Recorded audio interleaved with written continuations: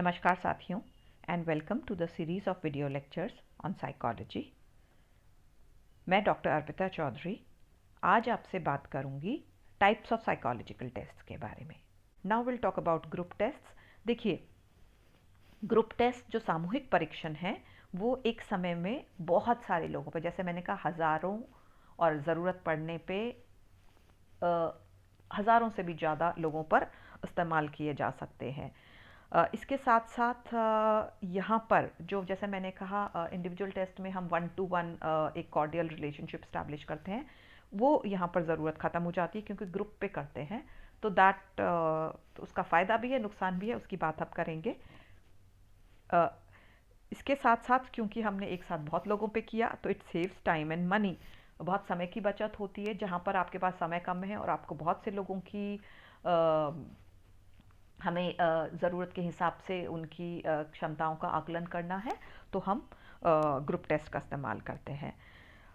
सामूहिक परीक्षण mostly verbal शाब्दिक परीक्षणों का इस्तेमाल करते हैं या मल्टीपल चॉइस उनका इस्तेमाल करते हैं, और जो कि कंप्यूटर से चेक किए जा सकते हैं, या जो साइकोलॉजिकल टेस्ट होते हैं उनमें नॉर्म्स होते हैं, जो मानक होते हैं, उसके हिसाब से उनको उनकी व्याख्या की जा सकती है।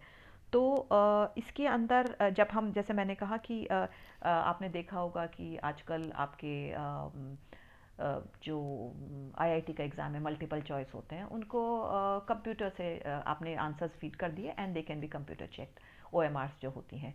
इसके साथ जहाँ पर आपको बहुत ग्रुप के अंदर मास टेस्टिंग करनी है, तो वहाँ पर ज़्यादातर जैसे कैट का एग्ज़ाम है या आपका जैसे मैंने बोला आईआईटी का एग्ज़ाम है, मेडिकल का एग्ज़ाम है, ये सारे जो हैं मल्टीपल चॉइस होते हैं जहाँ पर कंप्यूटर से ओएमआरस आपकी चेक कर दी जाती है।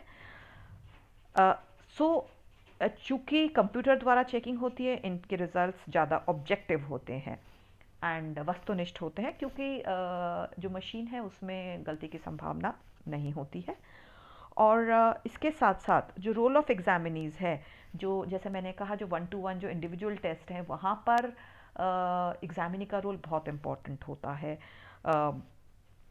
क्योंकि एक इंडिविजुअली जब आप फेस टू फेस करते हैं तो वहाँ पर you need a trained examiner.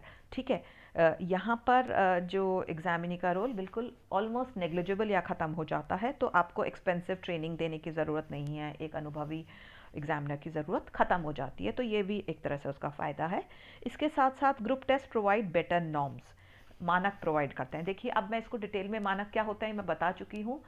तो चूंकि जैसे मैंने आपको बताया कि सामूहिक परीक्षण हम एक साथ हज़ारों लाखों लोगों पे कर सकते हैं, तो आपको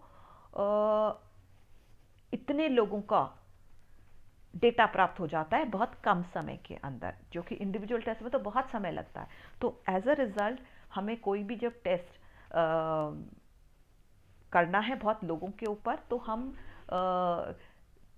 सामूहिक परीक्षण को आसानी से इस्तेमाल कर सकते हैं। ठीक है, अब इस जो सामूहिक परीक्षण के फ़ायदे हमने देख लिए, अब इसके नुकसान क्या हैं। देखिए, ये जो टेस्ट्स हैं ये सूटेबल सिर्फ अडल्ट या जो पढ़ी लिखी जनता है, क्योंकि मैंने कहा वर्बल टेस्ट्स होते हैं, शाब्दिक परीक्षण होते हैं। तो चूंकि शाब्दिक परीक्षण होते हैं तो ये बहुत छोटे बच्चे या जो फॉरेनर्स या जिनको who are not very articulate, जिनको भाषा का बहुत अच्छा ज्ञान नहीं है, वहाँ पर इन टेस्ट का इस्तेमाल सक्सेसफुली, सफलतापूर्वक नहीं किया जा सकता। तो ये इसके साथ साथ अगर जैसे मैंने बोला हम जिनके लिए नॉर्म्स तैयार किए गए हैं, तो मानक जिस पॉपुलेशन के लिए, जिस टारगेट पॉपुलेशन के लिए तैयार, मान लीजिए युवाओं के लिए किए गए हैं, तो युवाओं पे उस टेस्ट का इस्तेमाल कर सकते हैं। या अगर आपने अडोलेसेंट्स के लिए किसी टेस्ट के मानक तैयार किए हैं, तो उस टेस्ट को आप अडोलेसेंट्स पे इस्तेमाल कर सकते हो।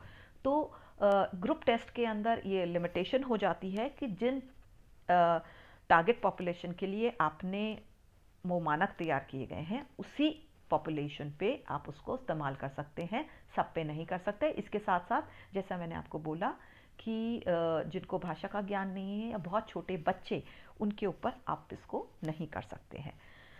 इसके साथ साथ एक और जो ड्रॉबैक है या कमी है इस टेस्ट की, क्योंकि एक साथ हम ग्रुप पे करते हैं, मान लीजिए आपने 200 लोगों पे किया या हज़ारों पे किया, तो जो एग्जामिनीज होते हैं वो बहुत सीरियस नहीं होते, आपस में एक दूसरे की चीटिंग कर लेते हैं, या आंख मीच के कई बार नहीं समझ में आता तो सी सी सी मार्क कर दिया या बी बी बी मार्क कर दिया।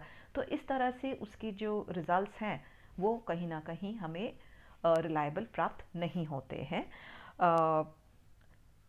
थर्ड ड्रॉबैक इसका ये है कि चूंकि जो हम रिजल्ट्स हैं वो हम नॉर्म्स या मानक के हिसाब से व्याख्या करते हैं, या जैसे कंप्यूटर द्वारा चेक किए जाते हैं, तो इसके रिजल्ट्स क्वांटिटेटिव तो होते हैं, संख्यात्मक होते हैं, लेकिन क्वालिटेटिव नहीं होते।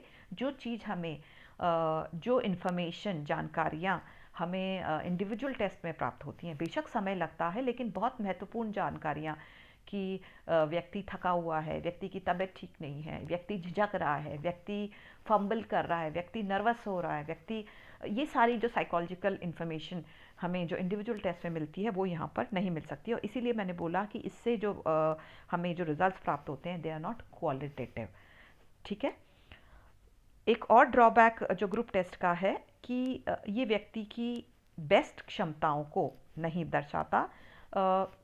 ये अभी जो मैंने अभी बताया उसी से जुड़ा हुआ है कि क्योंकि हम इंडिविजुअल टेस्ट में उसकी पूरी जानकारियाँ, क्योंकि वहाँ पर एक कॉर्डियल रिलेशनशिप हो जाती है, तो वो सारी जानकारियाँ देने में सहज महसूस करता है। लेकिन ग्रुप टेस्ट में वो क्योंकि वो समय ही नहीं मिलता एक रैपो स्टैब्लिश करने का, और इतने सारे लोग होते हैं जिन पे आप एक साथ परीक्षण कर रहे हैं, तो व्यक्ति अपनी जानकारियाँ देना पसंद भी नहीं करता, और इसीलिए उसकी जो बेस्ट क्षमता है या उसकी परफॉर्मेंस है वो इंडिविजुअल टेस्ट में जो निकल कर आती है वो ग्रुप टेस्ट में नहीं निकल कर आती। इसके साथ जैसे मैंने जो अभी पहले बोला था कि ग्रुप टेस्ट को स्टैंडर्डाइज किया जाता है एक टारगेट पॉपुलेशन के लिए, एक निश्चित निर्धारित आयु के लिए, या एक क्लास के व्यक्तियों के लिए, एक श्रेणी वाले व्यक्तियों के लिए, तो सिर्फ उन्हीं पर इस्तेमाल किया जा सकता है, सारे लोगों पर नहीं कर सकते हैं। इसके साथ साथ एक और जो मैं अभी भी बात करी थी कि जो एग्ज़ामिनर होता है उसको कम मौका मिलता है एक आपसी तालमेल इस्टेब्लिश करने का, एक सो इसीलिए जो व्यक्ति जो ग्रुप टेस्ट के अंदर व्यक्ति अपना पूरा सहयोग या उनका इंटरेस्ट बनाए रखना मुश्किल होता है, क्योंकि इतने सारे लोगों पे आप एक साथ कर रहे हैं, तो इसीलिए हमें ये भी एक इसका ड्रॉबैक है। देखिए, कोई फ़ायदा है तो उसका ड्रॉबैक डेफिनेटली होगा, तो ये इसके ड्रॉबैक्स थे। सो आई होप आपको समझ में आ गया होगा कि इंडिविजुअल टेस्ट के क्या फ़ायदे हैं और क्या कमियां या सीमाएं हैं, और ग्रुप टेस्ट के क्या फ़ायदे हैं, क्या कमियां हैं। This is a important question बच्चों, तो इसको अच्छे से कर लेना। इसमें शॉर्ट और डिटेल दोनों तरह के एग्जाम्स में क्वेश्चंस आते हैं। सो आई होप आपको अच्छे से समझ में आ गया होगा। और एक और महत्वपूर्ण चीज़, जब भी आप करें तो उसके दो दो एग्जाम्पल्स ज़रूर कर लें, चाहे इंडिविजुअल टेस्ट है या ग्रुप टेस्ट है, हमेशा एग्जाम्पल के साथ में लिखें, तो वो आपको बेहतर मार्क्स प्राप्त करने में मदद करता है। So I hope it is very clear कि इंडिविजुअल और ग्रुप टेस्ट क्या होते हैं। बाकी अपन और जो टाइप्स हैं उसके मेरे अगले वीडियो में बात करेंगे। Thank you so much for watching, and please continue to watch my videos on psychology. Thank you.